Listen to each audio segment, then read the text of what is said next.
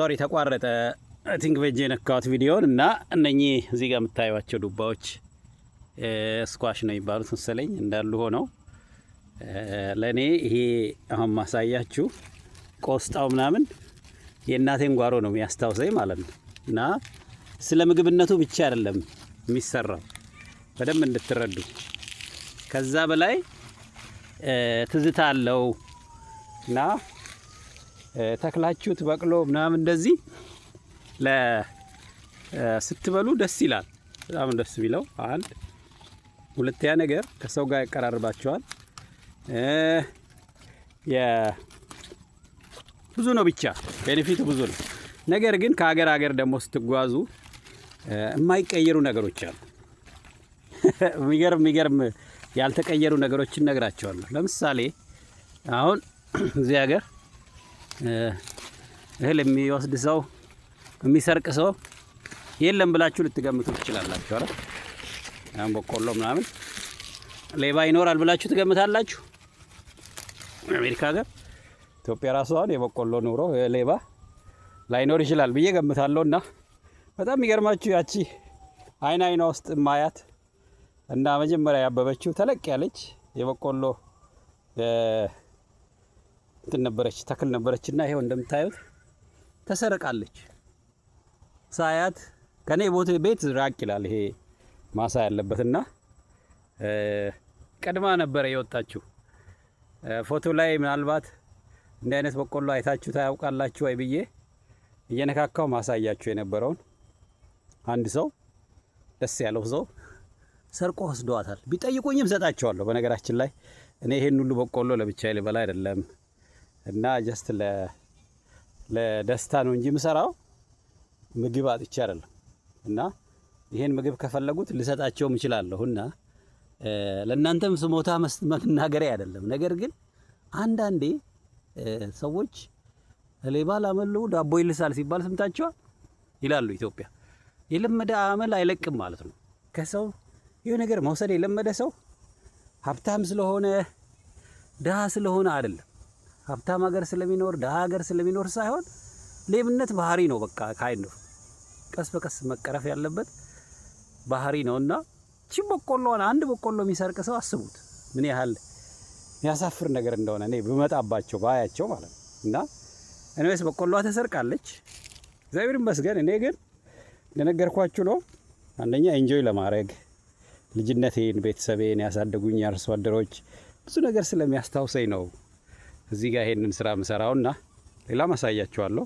አንዷ በቆሎ ደግሞ በሚገርም ሁኔታ ምን እንደበላት አላውቅም። እዚህ ጋር ጭራሽ በቆሎ መጠበቂያ እንትን ልስራው እያልኩ ነው ያለሁት። ጎጆ ቤት ድሮ ሀገር ቤት እንደምናደርገው ማለት ነው። የበቆሎ የሚጠበቅበትና እዚህ ጋር እንደምታዩት አንዷ በቆሎ ተበልታለች ይመስለኛል። አይጥ ምናምን ነገር ነው ይመስለኝ። እና ትልቅ እንስሳ አይደለም፣ ምክንያቱም ትልልቅ በቆሎ የሚያጠፉ እንስሳት እቺን ያህል በልተው አይሄዱ። እና ኤኒዌይስ እዚህ ደረጃ ነው ያለነው። ምርት መሰብሰብ ጀምረናል። እና ይሄው እንደምታዩት ቆንጆ ቆስጣ ኦርጋኒክ ራሴ የተከልኩት ውሃ እያጠጣሁ ያሳደግኩት ነው። እዚህ ውስጥ አተር ምናምን አለ እየደረሰ ነው ያለው። እና እንደምታዩት በሽታም አለ ደግሞ ይኸውላችሁ። አሁን ጭልጥ ጥርግ አድርገው እየበሉት ነው ያሉት በቆሎ። ጃፓኒስ ቢትል ሲሏቸዋል። በጣም መጥፎ ናቸው። በቃ በጣም ነው የሚጎዱት እህሉ። ደግሞ የተጎዳውን ነው የበለጠ የሚጎዱት። የገረመኝ ነገር እዚህ ጋር ይሄ አለ። ጎረቤት ላይ ያሉትን አልበሏቸው። አንዱን ያገኙትን ግን አድቅቀው ጥርግ አድርገው ነው የበሉት ማለት ነው። እዚህ ጋር እቺንም በልተውብኛል።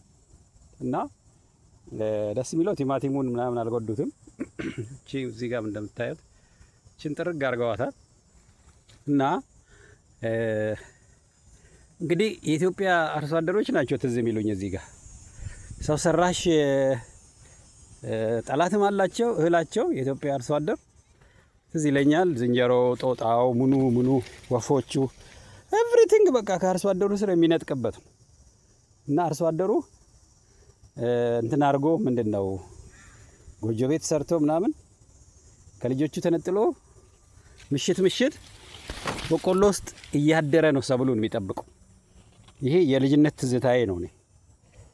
የኔ አባት ማሳ ውስጥ አብዛኞቹ እዛ አካባቢ ያሉ አርሶ አደሮች በቆሎ በሚደርስ ሰዓት ቤት አድሩ እና አንዳንዴ እኛም እዛ አብረን አድረን ጠብቀን እናውቃለን። ምናልባት ይሄን ትዝታ ያላችሁ የአርሶ አደር ልጆች ካላችሁ።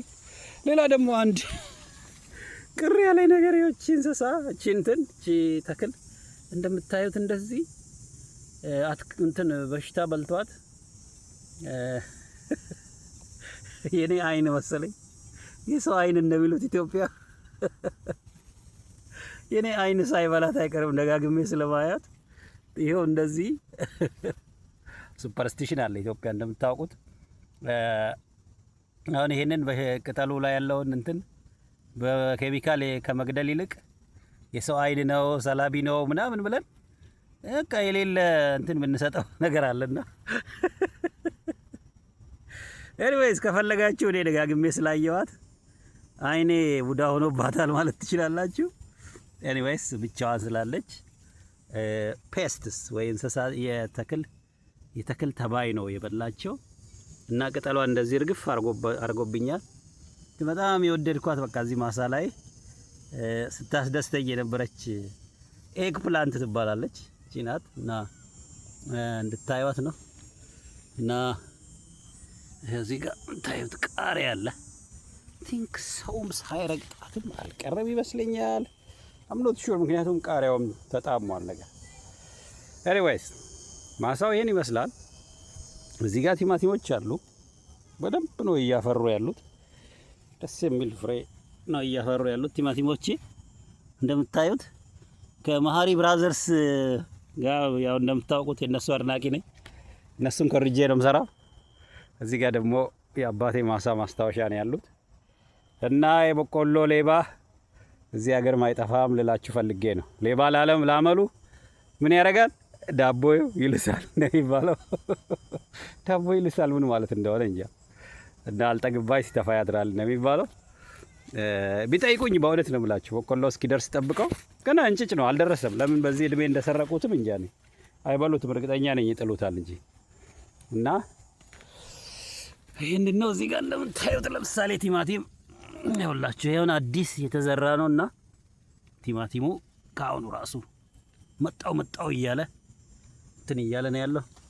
እዛ ማዶ ላይ ደግሞ የምታዩት ቃሪያዎች አሉ እና ያው ጊዜ ማሳለፊያ ነው ለኔ። አይ ሆፕ እናንተም ትዳበሩበታላችሁ እና ይኸውላችሁ እዚህ ጋር ደስ ሲል ማለት ነው እና ያው ሪከርድ ተደርጎ እንዲቀመጥልኝ ለታሪክ ማስተማሪያ ያደርገዋለሁና ኢትዮጵያ ስመጣ ማስተማሪያ ይሆናል።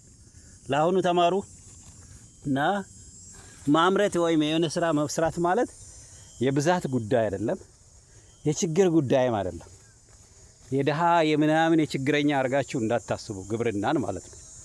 አንድ ሰው አትክልት ተከለ ማለት ምግብ ስላጣ አይደለም የሚተክለው። ኦኬ ገዝቶ መብላት ስለሚያቅተው አይደለም። ከምንመገበው በላይ ትርጉም አለው። ይሄን ልነግራችሁ ፈልጋለሁ። እግዚአብሔር ስጥልኝ በያላችሁበት ሀገራችንን ዓለማችንን አምላክ ሰላም ያርግልን እና አንዳችን ለሌላ ኢንስፓይሬሽን እንድንሆን የእለት ምኞቴ እና ጸሎቴ ነው። በተለይ ህዝባችን ሰላም እንዲሆን እመኛለሁ። በተአምር ለርካሽ ፖለቲካ የሰውን ህይወት የሚያህል ውድ ነገር እንዳይከፈል በጣም እመኛለሁ። እዛም አፌን ሞልቼ እናገራለሁ። በተአምር ፖለቲካ የሰውን ህይወት አይገባውም። በጣም ርካሽ ነገር ነው። ሰው ውድ ነው ማለት ነው። ፖለቲካ ተራ ርካሽ ነገር ነው። ከገንዘብና ከስልጣን የማያልፍ ቆሻሻ ነገር ሆኖ ሳለ የሰውን ህይወት የሚመስል ውድ ነገር ሲወስድ ውስጤ ያለቅሳል። ይሄንን እንድታውቁ ፈልጋለሁ። አመሰግናችኋለሁ። በርቱ።